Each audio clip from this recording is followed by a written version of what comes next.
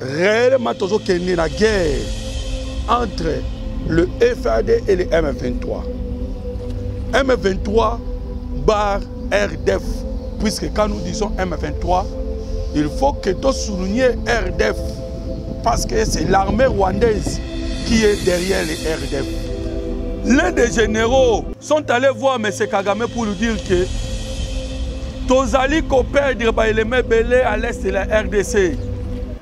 Parce que n'oubliez pas, Banamboka Congo, selon les indiscrédits, au Babelengaka des top secrets venant des États-Unis d'Amérique. Les États-Unis d'Amérique ont constaté que le gouvernement rwandais ou l'armée rwandaise a perdu plusieurs militaires à l'est de la RDC. À Bouki, prison de l'intérieur vers l'extérieur. Et cette tentative, mouvement Salami, n'est pas un simple fait. Ce n'est pas pour y aller. Et là, le but, c'est faire sortir des criminels des voleurs, des tueurs, des Rwandais. Ce type d'acte est intolérable. Après la déclaration, il y a 80% du budget de tels mensonges. Il y a à l'obité, si le régime est incité, monsieur Moïse Katumbi, à Moniango, Mabete, mais Moïse Katumbi type d'acte est intolérable, ne fait qu'alimenter les divisions entre les Congolais et pousse la RDC sur une pente dangereuse. Ça, c'est leur souhait. Pas mon RDC et qui est dans une pente dangereuse. Mais nous ne finirons pas là.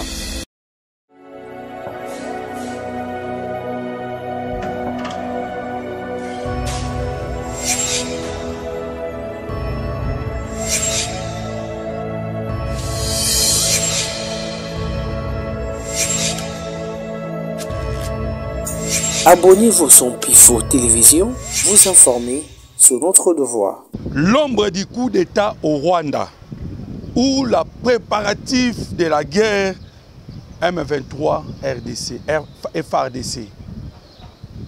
Banamboka Congo, la façon dont Makambo ezali kokende, tozali comme on dirait réellement tozo kende la guerre entre le FARD et le M23. M23 bar RDF, puisque quand nous disons M23, il faut que tu soulignes RDF, parce que c'est l'armée rwandaise qui est derrière les RDF. Nakokende musikate banamboka Congo, sans que n'appelle Sabinombote partout à l'international.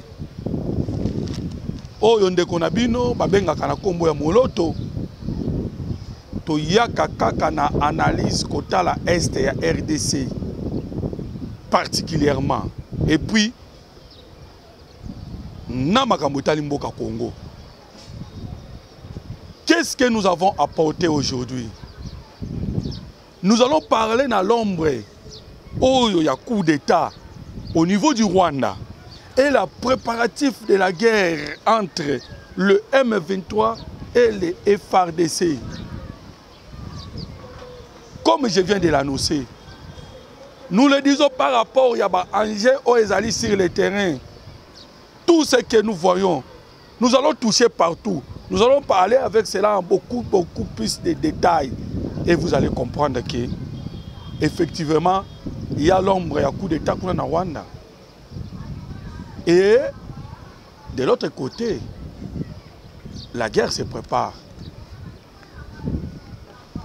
Nous allons encore aborder les sujets par rapport à l'incident ou tentative d'évasion dans la prison centrale Yamakala. Qu'est-ce qui s'était passé réellement? Parce que, puisque nous avançons, nous sommes en train maintenant de voir la chose clairement et d'autres détails qu'on ne savait pas. Nous allons encore parler Banamboka Congo. Na dossier Oyo, il y a 7 Kikuni. Et nous finirons peut-être par la Chine. Peut-être, parce que ça dépend du temps. Vous voyez que nous sommes la Maranathan. Et nous allons finir par le dossier 7 Kikuni. Mais commençons d'abord, avant d'aller à Rwanda, Oyo, na RDC, l'ombre du coup d'État et la guerre qui se prépare. J'aimerais d'abord que Banamboka Congo, Boyo Kanan Makambulika qui na prison centrale de Makala. Ce qui s'était passé, puisqu'on avance, Tokomi Komon un peu plus clair. Que réellement il y a eu 129 morts et 59 blessés, 24 personnes qui ont été tuées, disons, parmi les 129 morts, 24 personnes qui ont été tirées par coup de balle. Voilà, c'est le ministre de l'Intérieur, Jacquemain Chabani.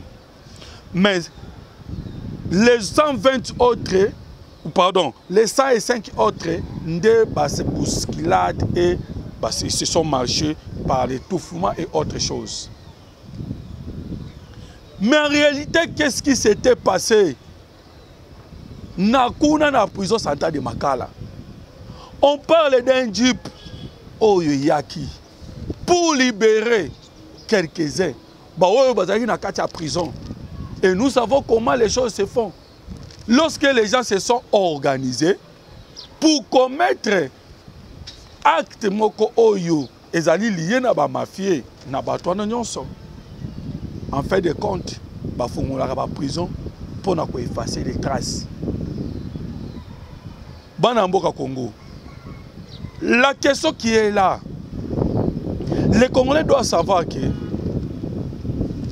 tous les prisonniers, bien tous les prisonniers, Oyo, Bazali liés, na makambo etali est ya RDC.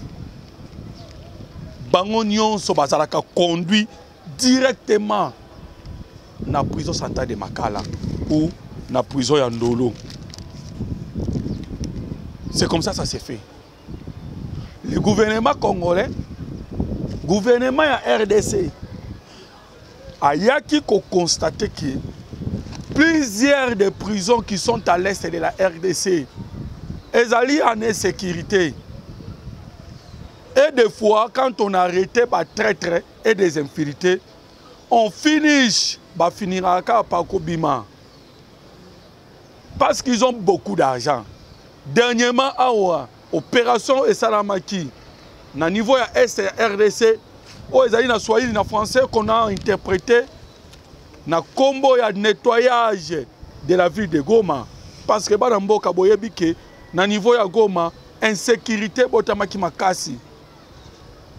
Lorsque je vais parler de l'ombre du coup d'État ou de la guerre, je vais beaucoup plus en détail pour que vous puissiez comprendre la stratégie du chaos de l'ennemi. Mais qu'est-ce qui s'était fait au juste et réellement? Il y a des traites qu'on a arrêtés à Goma et des infiltrés qui ont été directement rapatriés à Kinshasa. Directement rapatriés à Kinshasa. Pourquoi? Parce que la prison en sécurité. Et les mêmes, il y a eu aussi quelques-uns qui ont été arrêtés dans la ville de Butembo. Au moment où les M23 qui se retrouvent maintenant à Kanyabayonga voulaient foncer vers Butembo. Mais vous voyez que le M23, Bango bazalaka souvent pour que passe à la guerre na Bango, bazalaka souvent nini. Bakoti saka ba infiltré. Lorsque ba infiltré bakoti wana pona ko passer ce message et ces infiltrés là bayaka na mbongo pona ko corrompre bana mboka ou bazali na Goma ou bien na Butembo ko bazali na opération vers Butembo. Et c'est par après que bako corrompre bato nyonso wana ba pesi passage. Parce que bana mboka Congo, vous devez savoir, la force d'une armée, c'est les renseignements. Et comme la RDC a outé qui combattit ça, renseignement militaire na ye, yango ne sali que les invités ont été arrêtés en cascade. Parce que Mokonzamboka, il y a RDC Félix Antoine Tshisekedi Tshilombo, avait mis en place task force. Et task force wana, c'était pour relever les défis, les erreurs, les difficultés que l'armée congolaise a sur le terrain. Et l'armée avait communiqué en disant que bah retrouva qui ba faille et ba faille en ezaki moko ezaki l'infiltration et ba traître. C'est pour cela ba traître na ba infiltré ba donc maman directement na Kinshasa pour que des miables na ko ezali service de renseignement na katia armée ba koka ko zwa ba information comme il est fait. Et la meilleure endroit où c'est la prison centrale de Makala. Et ce n'est pas pour rien que Bomoni Makambo est dans la prison centrale de Makala. Les Congolais eux-mêmes sont des traîtres. Donc il y a des traîtres congolais au Bakati na Makambo. Et vous savez comment il y a la prison centrale de Makala. Au passe Costa Moutamba s'est beaucoup investi, le ministre de la Justice. On nous a encore appris que pendant ce temps, il y a évasion, tentative d'évasion. Il y a eu ce qu'on appelle Nini, viol et salamaki. Et non simplement viol et salamaki, on a même brûlé le bâtiment administratif place greffier à Salaka. Vous voyez un peu qu'il y a des dossiers. Et na kacha makamwana, Banamboka Congo, les magistrats sont là. Les magistrats sont là. Et les magistrats que nous parlons, magistrats corrompus. Et Bazali Koloba même, d'où sont venus le matériel qui ont servi à creuser les trous pour permettre Kebabima. Puisque quand vous regardez la vidéo, au Monaki, Babouki, prison de l'intérieur vers l'extérieur. Et cette tentative, mouvement de Salami, n'est pas un simple fait, Banamboka. Ce n'est pas pour y Basalian. Et là, le but, Ezalaki Nini, c'est faire sortir des criminels des voleurs, des tueurs, des Rwandais,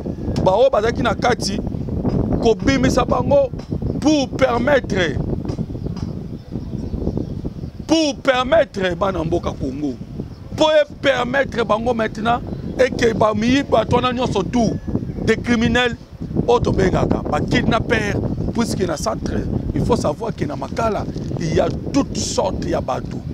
Oyo, Basala Kamabe, des escrocs, des criminels, des voleurs. Ba même bango na nature. Ba même bango dans la ville province de Kinshasa pour déstabiliser la ville province de Kinshasa. Et cela me permet directement d'entrer dans l'une de mes sujets où on annonce qui l'affaire, la guerre RDC et le Rwanda, où l'ombre du coup d'État dans Rwanda. Mais je vais d'abord rester sur la guerre où ils allaient se préparer entre la RDC et le Rwanda. Vous savez que M. Kagame a un système où ils allaient en anglais text et plutôt talk and fight. Qui veut dire dialoguons et combattons. Il a cela dans sa tête, c'est le combat. Et vous allez remarquer Banamboka Congo et qu'à chaque moment, la RDC qui est résaltée, c'est le moment où il y a maintenant des poches d'insécurité. Sur tout l'étendue de la ville province, tout l'étendue du territoire de la RDC. Et ils ont qui projet et programme bien programmé pour que na kati ya Congo mobimba bacha ba poche ya ba insécurité. Et ba poche ya ba insécurité nous pouvons même citer. Pour que l'ennemi a forcé vers Kanyabayonga, il est allé d'abord dans le territoire de Mambasa, où on a la ville-province, la ville-province, il y a Ituri. L'ennemi a Keina Nukuna, pour la carnage, il y a 100 personnes. Là maintenant, FARDC a commis à tirer maintenant pour aller vers Mambasa, dans le territoire de Mambasa. Laissant maintenant front qui concentré à Kanyabayonga. Et c'est cela qui a fait que le FARDC a perdu Kanyabayonga. Et c'est la stratégie de l'ennemi. Quand il y a une poche d'instabilité partout. Vous allez constater même que à Butembo, à Mambasa, dans la province de Chopo, Nagoma nous d'abord. Et n'oubliez pas, à Kinshasa, Awana, Kwango, au Kokende na Katanga, il y a eu les événements de l'huile là. Donc, ils ont mis des poches d'insécurité partout. Là, maintenant, c'est pour donner du travail et au FARDC. Pour que les FARDC basent à la préoccuper dans Makambo, et maintenant, pour que Permbassani balancer assaut contre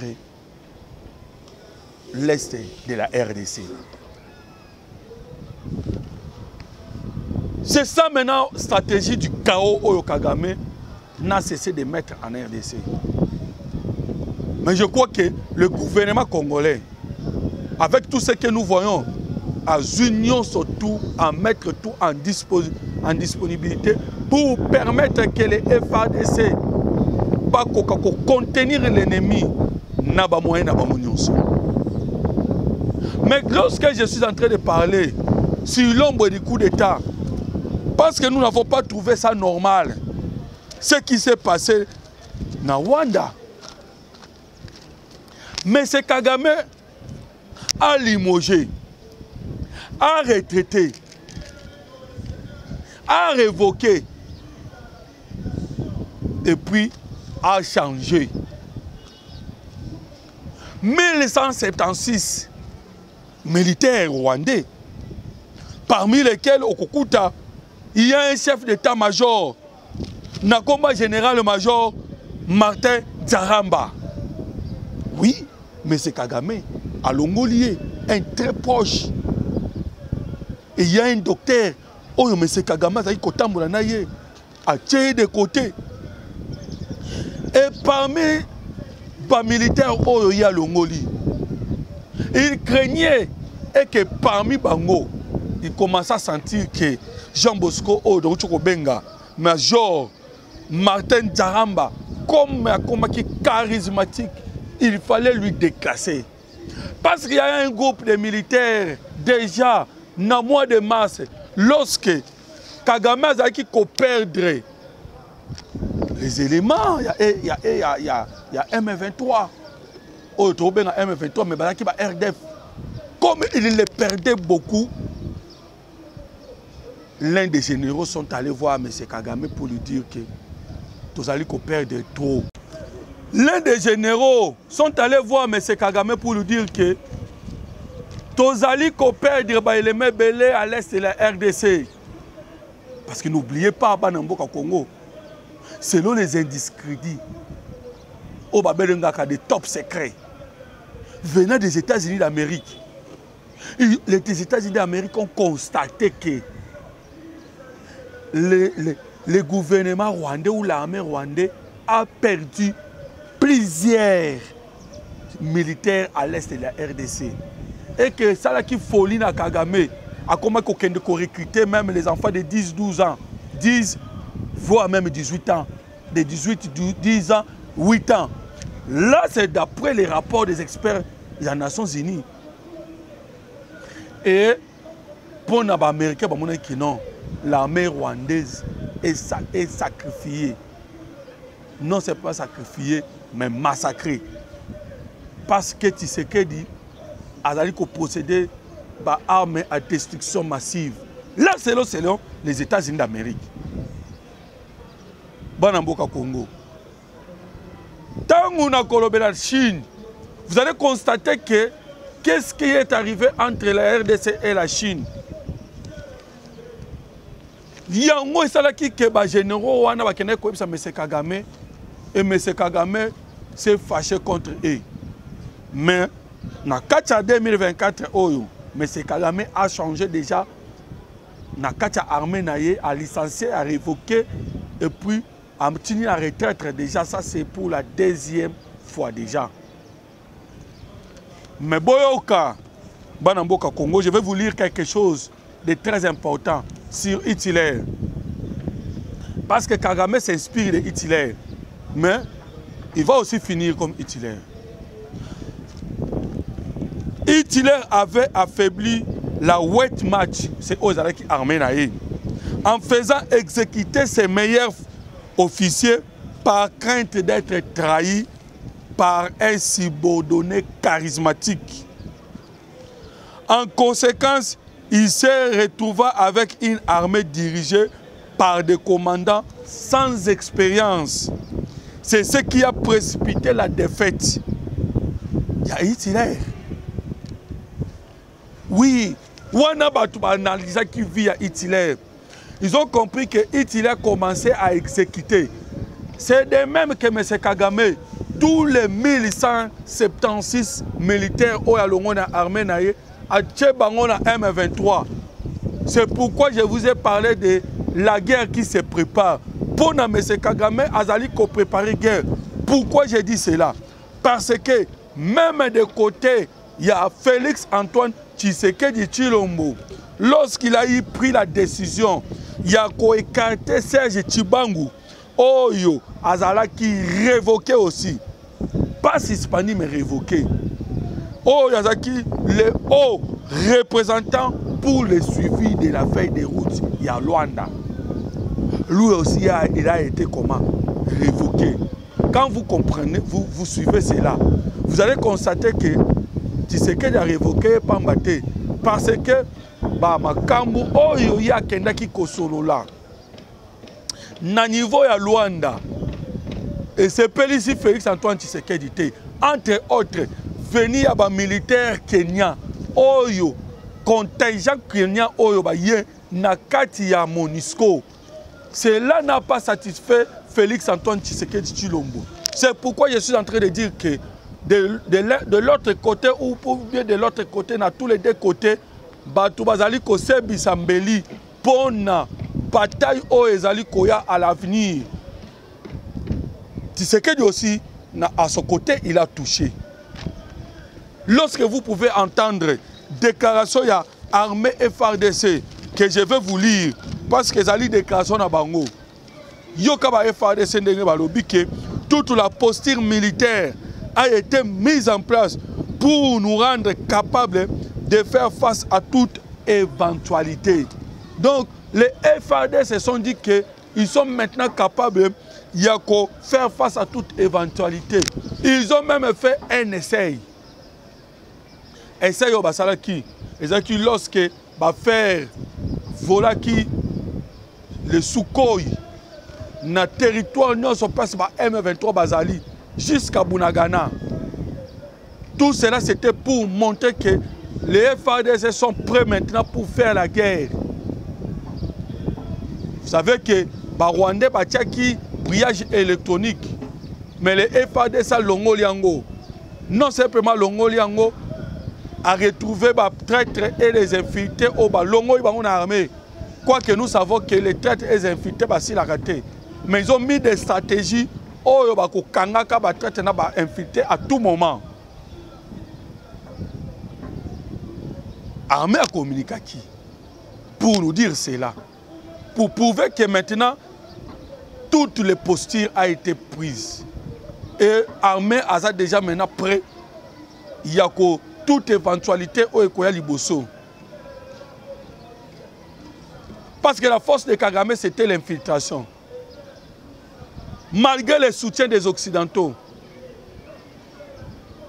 Oh, il va perdre coup d'ailleurs devant les rapports de force. Oh, le RDC était en place au travers de Mokonzamboka.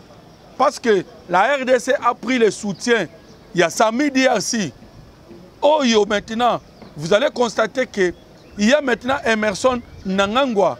Oh, Azali, président de Zimbabwe, qui dirige maintenant le SADC. Oh, Azali, il y a un pays austral. Et tous les 16 pays, ça a une déclaration disant que nous allons soutenir la RDC diplomatiquement, politiquement et militairement. Alors, comme Azali déjà Kolobalobi de Makiwana, ce soutien-là, c'est comme le soutien de l'Afrique. Est-ce que les Américains ou l'Occident, ça la face, liboso ya soutien l'Afrique mobimba. Nous savons comment elle fonctionne. Elle fonctionne avec la hypocrisie et la division. C'est pour cela que Congo, l'Occident et le Rwanda, voyant qu'ils ont perdu diplomatiquement et même sur le terrain, voyant la force et la montée en puissance, il y a FARDC. C'est pourquoi ils sont venus nous diviser à l'intérieur. Banamboka Congo, je sais que Tanangeza Mouké, mais je suis en train de vous dire ce qui est vrai et que Bayeko divisé à l'intérieur. Lorsque Bokolo a un discours, là maintenant c'est pour affaiblir le Congo, la RDC, à l'interne. Parce que Bayebi que à l'unité, Batubaza Makas. Et avec l'unité, au RDC, à Kozalana Yango, et qu'on permette de gagner guerre. Maintenant, comme je venais de vous le dire, que ça qui tout d'abord, poche, poche, il y a insécurité à gauche et à droite. Et ils n'ont pas fini là. Maintenant, changer de stratégie. Il y a maintenant pour nous diviser à l'intérieur, à l'interne, à travers des opposants congolais, nous sommes étrangers, tels que Moïse Katumbi. Et ils sont venus nous diviser. Vous avez senti l'agitation à dialogue. Mais le dialogue, on est où tu as pu? C'est la France, c'est l'Union européenne, c'est l'Occident. Et Bandaki Nanani, na fulgence Mouteba. Oyo, Azali Nani, Oyo Azali Mokambi, il y a Senko. Mais lorsque simplement vous écoutez la déclaration, il y a fulgence Mouteba. Oyo Azali Mokonza Senko, vous allez regretter Banamboka Congo. D'abord, fulgence Mouteba, avec la déclaration Oyo, Nakotanga Yango puisque, Bomona Keba Namboka, Ezali Malobana Ye. Na funéraire ya Kingu. Ce monsieur Ayena Nukoloba que n'osait pas badiner avec la constitution ou a-t-il déclaré. Les Africains sont Mouteba. Vous allez me dire que ce n'est pas mauvais, mais lui il est politique. Et quand il fait ces déclarations-là, c'est toujours devant Katumbi. Pourquoi? Asuki Souanate, Ake Kolobali Sousounine.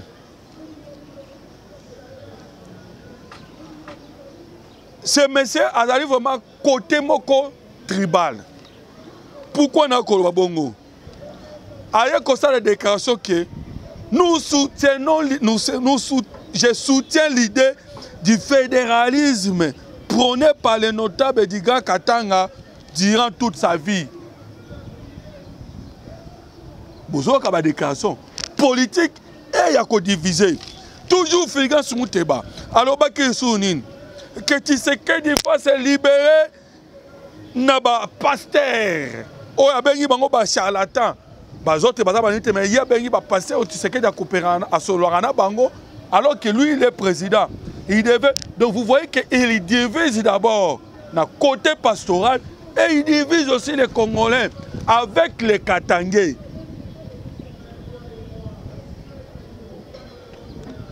Et à Kolobao, tu sais qu'il faut se libérer na ethnie naie et na ba fanatique, quelque chose comme ça. Banamboka. Là, je suis en train de vous montrer comment l'Occident est en train d'affaiblir la RDC à l'intérieur. Yoka cette kikuni, ba déclaration incendiaire.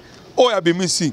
Alobi nan bagan Katangé. Avant de parler makamba bagan Katangé Banamboka, d'abord, vous devez savoir que il y a eu d'abord Makamouya. Il y a Kilwa na Luilu. Kilwa et puis Luilu. Luilu là c'est où? C'est na Kolwezi. Et oyokaki mamoko Monseigneur Désiré Lenge ba déclaration salaki. Kolobakio des membres de l'église. Mais lorsque Makamou salamaki oyo tomonaki ba kasaye ba bomaki. Ba violaki. Na miso ba tunyos. Il n'y a aucun monseigneur qui a parlé. Mais lorsque Makamou salamaki oyo le kana ki pene ya kan. Et on a une précision. Mais Monseigneur Désiré Lenge Abimi. Et pourquoi tous ces événements sont passés à Kilwa et à Luilu? Et pour permettre maintenant à cette Kikouni de venir faire des déclarations telles que Nakoloba Malobanaye qu'il a dit. Je vais lire ça. Et que 80% du budget national est allé à Gakatanga. Un mensonge. Non seulement il dit, Albaga Katanga comme il va tout. Bino bana Grand Katanga Bomonate. Vous avez les yeux mais vous ne voyez pas. Ça c'est Kyung. Pardon, c'est cette Kikouni. Après les événements, on a outil Kolobaya Kilwana Luilu. Maintenant cette Kikouni, il vient faire de telles déclarations pour dire que n'a pas Katanga Bomonate, ba Katanga Boyokate. Tout ça c'est dans le but de diviser. Pour permettre maintenant l'ennemi. Oh, il y a un niveau à Est. Azoua maintenant force. Amatissa rapport de force. Parce que l'ennemi a commis déjà faible. Maintenant, il faut affaiblir maintenant les Congolais à l'intérieur. C'est pourquoi vous avez senti, vous avez vu la déclaration de Figance Mouteba. Oh, il y a 5 ans. Et puis, vous comment on a la déclaration à 7 Kikouni. Dans ce qui a 7 Kikouni, il y a maintenant John Numbi. Les Katanga donnera la liberté à toutes les provinces. Vous que ça dit. Il y a FCC, AFC, M23, PPRD, Kikouni, Katumbi. Et Moïse Katumbi, aïe Kolobaboui. Moi je suis en train de voir l'air mot. Ce type d'acte est intolérable. Cette Kikumbi, après la déclaration de Koloba, ça va Katangé qui 80% du budget est en Katanga. De tels mensonges, il y a à l'obité, à Zolobake, si régime est incité, Katangé, nous sommes pour Nani, monsieur Moïse Katumbi, à Moniango, Mabete, mais Moïse Katumbi à Zolobake, type d'acte est intolérable, ne fait qu'alimenter les divisions entre les Congolais et pousse la RDC sur une pente dangereuse. Ça, c'est leur souhait. Bamon a RDC et qui est une pente dangereuse. Mais nous ne finirons pas là. Parce que, Tozuba Malobana Bango, Filgans Mouteba Zongi Lissoussou pour na Kolobela Makambouya, cette Kikouni. Parce qu'on doutait dans la lettre que lisait cette Kikouni. On disait que cette lettre que lisait cette Kikouni venait de quelque part. Parce que cette Kikouni a reçu la lettre Mikanda Wanate. Il y avait les gens qui ont et Figas Mouteba, qu'est-ce qu'il dit? L'arrestation de cette, les divergences politiques ne peuvent pas nous faire oublier la fraternité. Wana Sikoyo, Yemo Zalaki Sikoyo, Mo Pelissimoto, pyromane, mais Yemo Sikoyo, Ayeko Bomamoto. Mais avec des déclarations, Oyo, Tokomona, on peut qu'à clarté. Cherchons à faire le bien en tout temps et en tout lieu. C'était à cette déclaration. Il y a quoi que ne Katanga comme Maboulou et que Katanga va bénéficier des déclarations où les alliés ont divisé. Tout ça, c'est l'échec. Il y a des Américains, des Français, des Occidentaux. Maintenant, pour redonner maintenant la force aux Occidentaux qui pillent la RDC. Vous avez entendu que la Chine, balobi que eux vont soutenir la RDC. Et bakoya na système il y a gagnant 50-50 et en français 50-50. Mais voyons qu'il y a américains, na ba occidentaux. Pour eux, il faut que bazoua minerai à RDC. Na ville prix. Parce que selon les recherches Yabango que nous avons suivies en France 24, Banamboka Congo, oh Bokoyo Kake, un gramme de coltan exploité à l'est de la RDC est vendu à $2. Mais même, Bako revend à $200. Voyez un peu les déséquilibres. C'est pour cela que Tshisekedi a répondu à Isaki Bango que au lieu d'entrer par la grande porte comme la Chine, la Russie et la Turquie, vous préférez entrer par la petite porte qui est la rébellion. Vous préférez qu'on compte en la rébellion. Tshisekedi leur a dit ça. C'est pas pour rien il leur a dit ça. Bon, mon position à la Chine. La Chine vient avec l'argent. La Chine vient investir. La Chine vient développer. La Chine vient acheter 50-50. Mais tandis que les Occidentaux vont copier. Il y a des rébellions, il y a des guerres. Et c'est les départements d'État américains qui ont confirmé par un document en public, dans les réseaux sociaux que nous avons lus.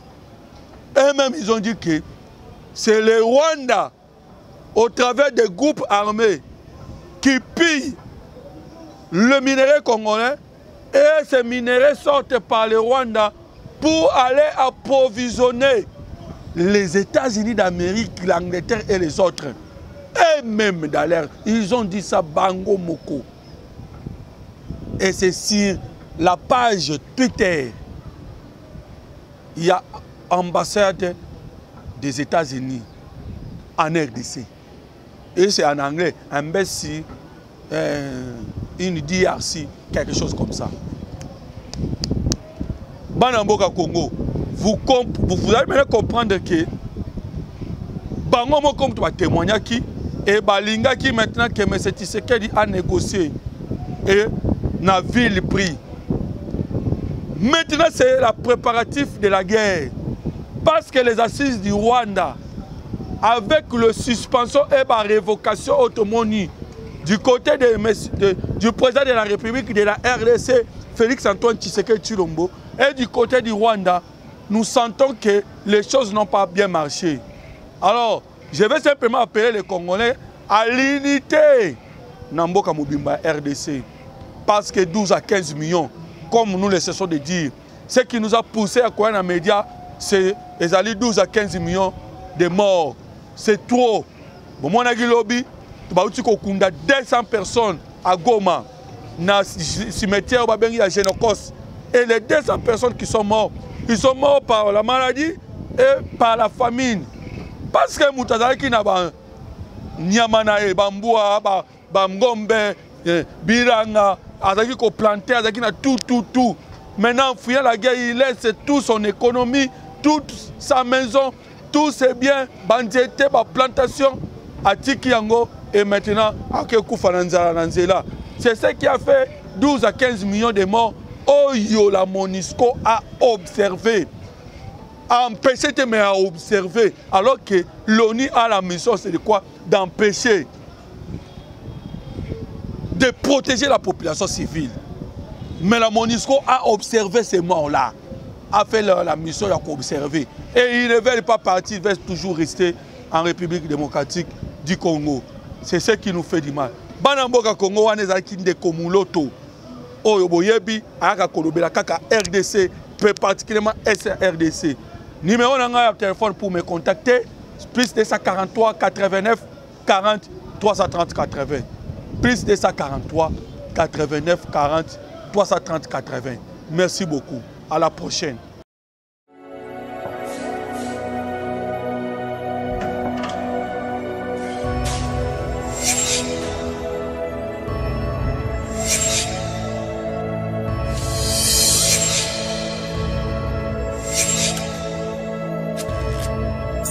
Abonnez-vous sur Pifo Télévision, vous informer sur notre devoir.